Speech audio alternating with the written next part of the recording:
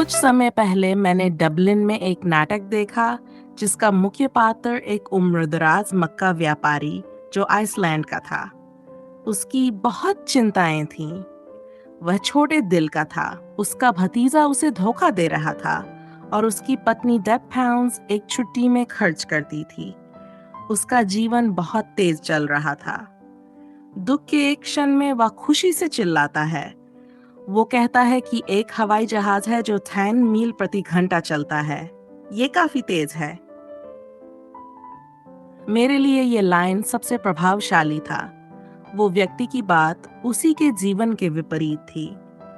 ये मजाकी तो था ही, साथ ही मुझे ये भी लगा कि कैसे आइसलैंड के लोग सच तक पहुंचते हैं। समझे वो बेवकूफ क्या कहना चाहता था। एहसान ही है कि मैं तेज जिंदगी के खिलाफ हूँ। मुझे कार में 90 मील घंटा जाना पसंद है। मैं उन मशीनों को पूछता हूँ जो आपको बैटर समुद्र के चारों तरफ घेरे हुए हैं। लंदन में रात का भोजन और सुबह न्यूयॉर्क में मुझे भी बहुत संतोषजनक लगता है। इसमें यात्रा का सही आनंद नहीं रहता, पर ये एक आधारहीन नाटक का भाव देता है। ये बहुत सुख है कि हमारे पूर्वों को इसके बगैर ही काम चलाना पड़ता और हमें भी इसे खुशी से मानने चाहिए। जब गति हमारे लिए नकारात्मक हो जाए तो मुझे भी खराब लगता है, क्योंकि उस समय मशीन की स्पीड को पकड़ना पड़ता है। मेरी सोच नकारात्मक है क्योंकि मैं ऐसे ही सोचने वाले समूह का हूँ जो शापित है धीमा सोचने को।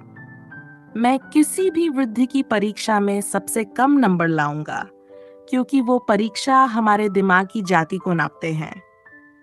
किसी और चीज से ज्यादा जरूर हम धीमा सोचने वालों की अपंगता है कि हमें कमाने में मुश्किलें आती हैं।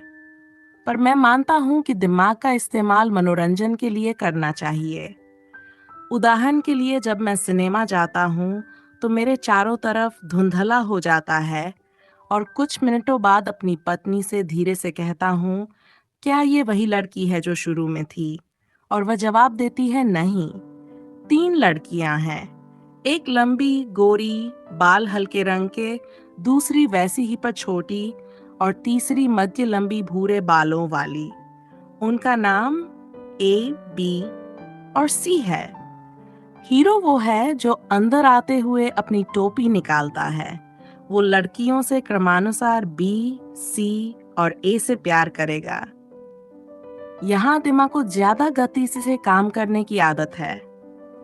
इसी तरीके से हम दूसरे कामों में भी गतिशील हो सकते हैं। बहुत लोग सिनेमा की गति की तरह सोच सकते हैं, क्योंकि 30 वर्ष पहले के लोगों की तुलना में हम बहुत तेज सोचते हैं, क्योंकि अगर वो नहीं सोचेंगे तो कभी सोच नहीं पाएंगे।